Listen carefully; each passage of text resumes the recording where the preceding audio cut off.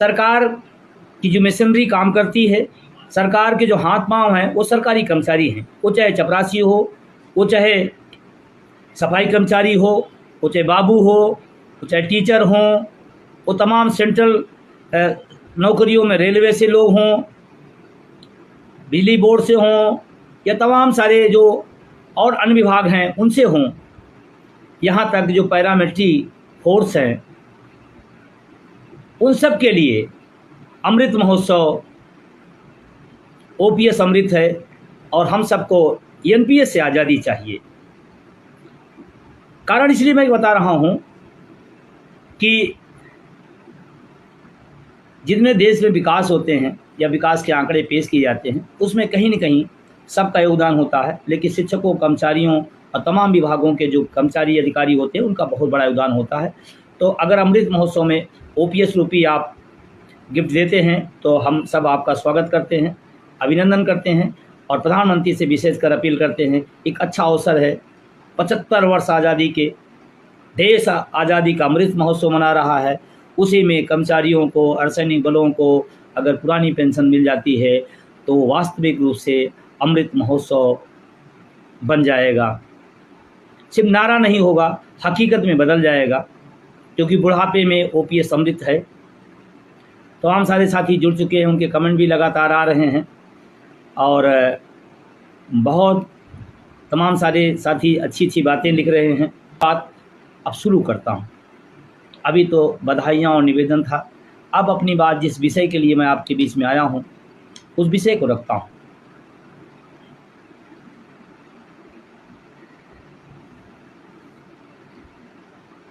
जब आज़ादी की लड़ाई चल रही थी और लोग लड़ रहे थे तो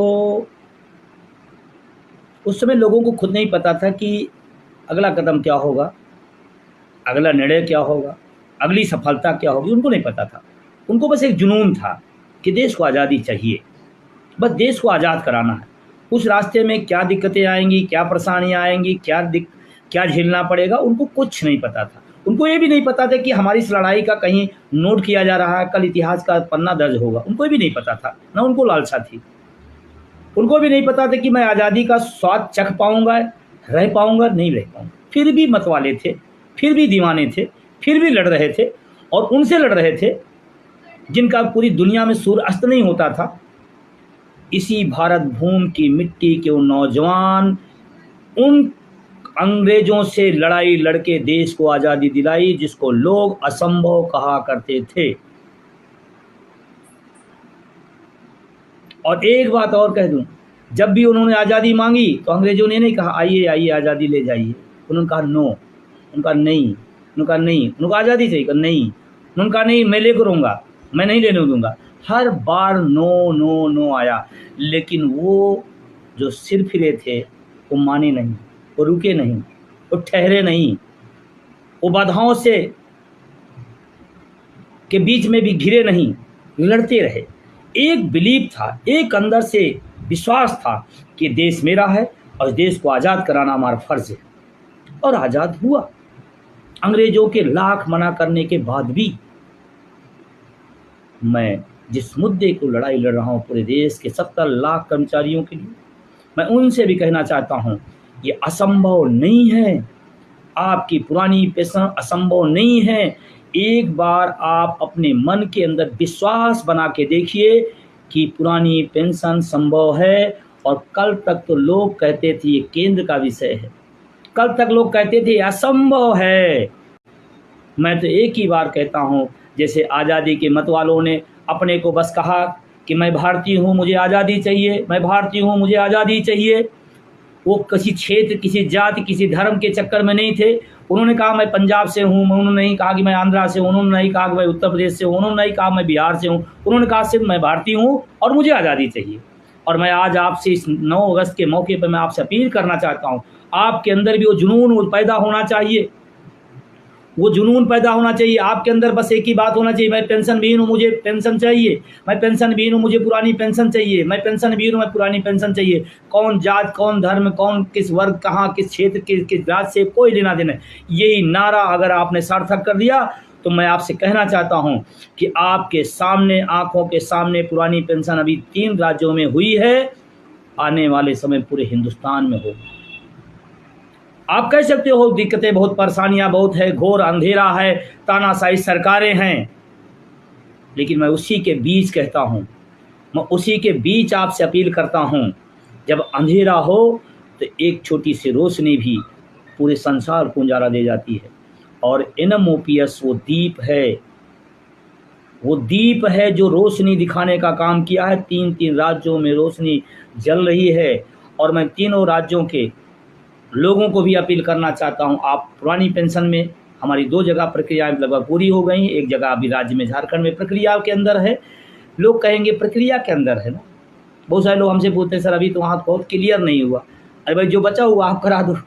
सिर्फ आलोचना के लिए यहाँ ना बैठिए, आप अपना क्या आपकी जिम्मेदारी उसको करिए। जो लोग कर रहे हैं उनका उत्साह बढ़ाइए, उनके हौसला बढ़ाइए। और अभी तो मैं आपसे कहना चाहता हूँ, एक राज्य तो मुफ्त में मिलने जा रहा है।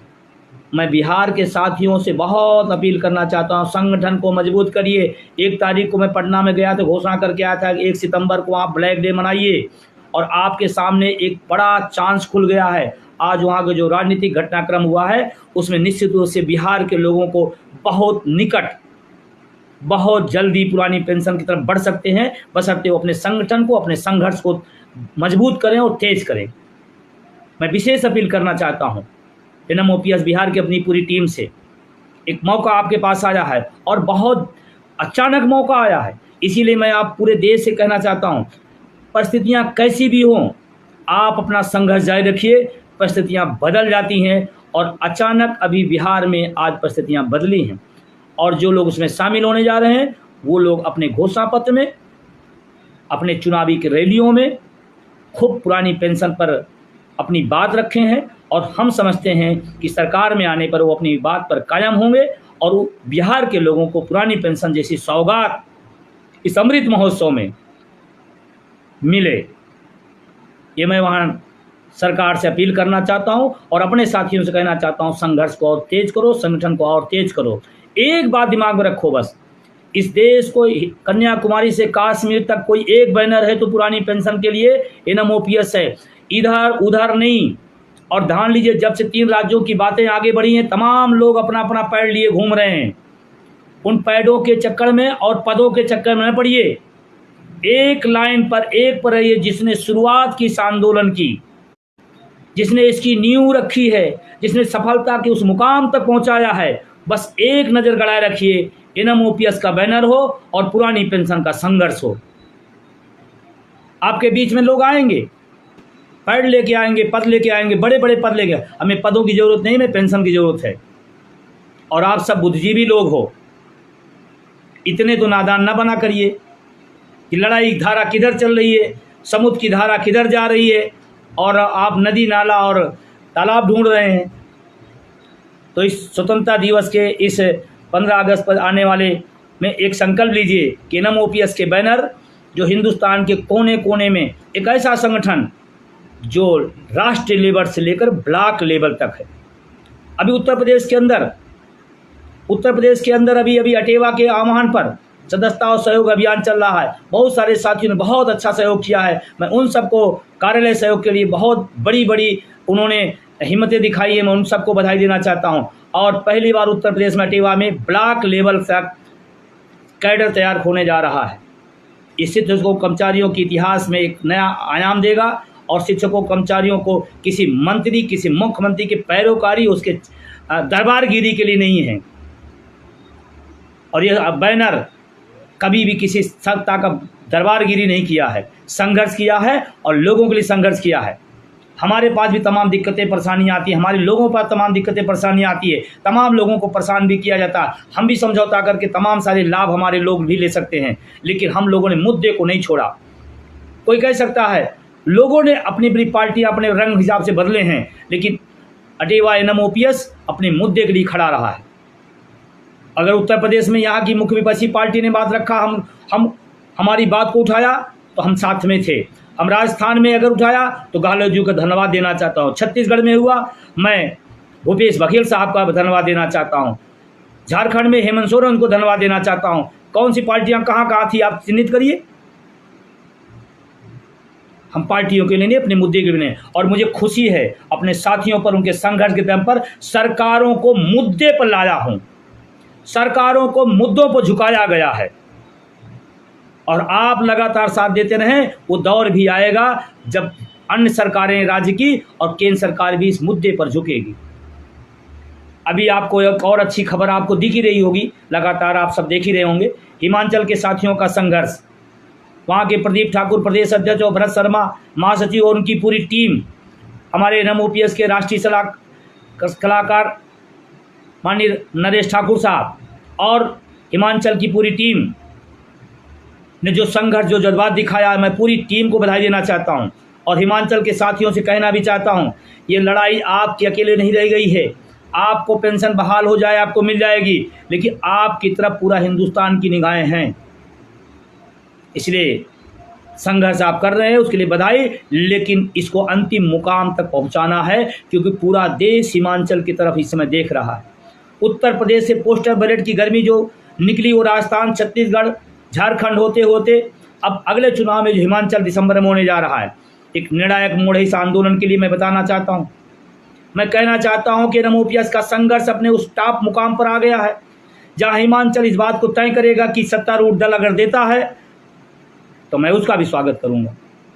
जयराम ठाकुर अगर पुरानी पेंशन हिमाचल के साथियों को देते हैं, मैं खुले मन से पूरे संगठन तरफ से उनका स्वागत करूंगा।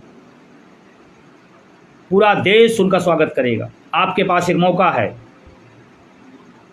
हमने बहुत सारे मुख्यमंत्री देखे हैं, कब किसकी खटिया खड़ी हो जाती कुछ पता नहीं चलता है। आपके पास भी मौका है हिमाचल को सौगात देने का, दे जाइए, इतिहास दर्ज हो जाएगा। और आपको जानकारी बता दें, केंद्र सरकार से भी पहले हिमाचल में लग गई थी, सबसे पहले पेंशन बंद की गई, पुरानी पेंशन हिमाचल में। आपके पास मौका है, इतिहास दर्ज करिए। और अगर आप नहीं देते हैं तो मैं आपसे कहना भी चाहता हूं, जो पेंशन नहीं बहाल करेगा वो बाहर भी हो जाएगा। अब आपको तय करना है कि पेंशन बहाल होगी या आप बाहर होंगे। अभी जस्ट एक सवाल जो चल रहा है, हम सब पुरानी पेंशन के लड़ रहे हैं। बहुत सारे साथी जब शुरुआती दौर में हम लोग लड़ा करते थे, हमारे वरिष्ठ उपाध्यक्ष सुखजीत भाई, महासचिव स्थित प्रजन्ना जी, बीतेश खांडेकर साहब और तमाम हमारे साथी, चाहे कर्नाटका से भी शांताराम जी हों, हिमाचल से नरेश ठाकुर जी हों, या तमाम और राज्यों के हमारे साथी, संगठन के साथी, सहयोगी साथी, तमाम सारे लोग सब सुना करते थे ये नहीं हो सकता। अब लोग कह रहे नहीं राज्यों में हो जाए, केंद्र में नहीं होगा। मैं कहना चाहता हूँ 24 में आपने शिद्दत से संगठन के हिसाब से, संगठन की बनाई हुई रणनीति पर चलते हैं तो 24 के पहले पहले केंद्र सरकार जिसको आप मान के चल रहे हैं कि ये नहीं कर सकते, मैं आपको विश्वास दिलाना चाहता हूँ। अटेवा NMOPS का साथ देना, तमाम सहयोगी संगठनों, तमाम राज्यों का जो आह्वान करते हैं उनमें साथ देना। 24 के पहले पहले पूरे हिंदुस्तान को पुरानी पेंशन मिल सकती है, ये तय करेगा आपका संघर्ष कितना बड़ा है। हाँ, एक साथ इसी साथ कहना चाहता हूँ, तमाम लोग घरों में बैठ के सरकारों को बहुत दोष देते हैं। उनको मीटिंगों में बुलाओ तो नहीं आते हैं, रैलियों में बुलाओ नहीं आते हैं, उनको ये लत छोड़नी पड़ेगी। आपका गया है, क्या बोला जाता है, ओल्ड इज गोल्ड, और OPS क्या है, गोल्ड है। और इतनी बड़ी छीन गई ये चीज़ें, और उसके बाद भी आप कहते हैं कि नहीं सरकारों का दोष है, मुख्यमंत्री का दोष है। लेकिन आप अगर अपने घरों से नहीं निकलते हैं, आप अगर इस आंदोलन में साथ नहीं देते हैं, तो सरकार से बड़े दोषी आप हैं। और आपको क्या करना है, संगठन जो आह्वान करता वहाँ खड़े हो जाइए। इतने से 3 राज्यों में सफलताएं अगर मिली हैं तो आने वाले समय में और सारे राज्यों में भी सफलताएं मिलेंगी।